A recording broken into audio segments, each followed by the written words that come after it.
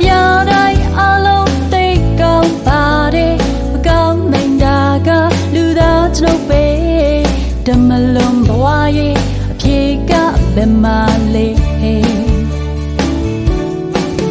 ဘာတရားနဲ့ကြိုးစားခြင်းကြံတော်လေကျွန်ုပ်မပန်းလို့ပြင်ပန်းနွမ်းနေပြီဓမ္မလုံးဘဝရဲ့အဖြေကိုရှာတွေ့ခဲ့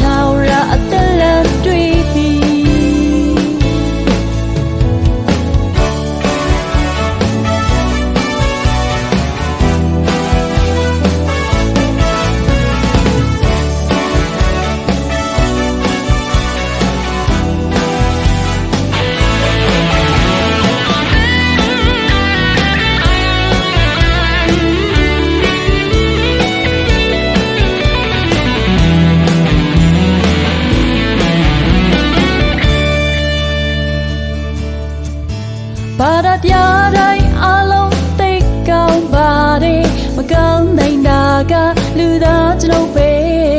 ဓမ္မလုံးဘဝရဲ့ဖြေကဘယ်မှာလဲဘာတရားနဲ့ကြိုးစားခြင်းကြံတော်လေကျွန်ုပ်မပန်းလို့ပြင်ပန်းနွမ်းနေပြီဓမ္မလုံးဘဝရဲ့ဖြေကိုရှာတွေ့ခဲ့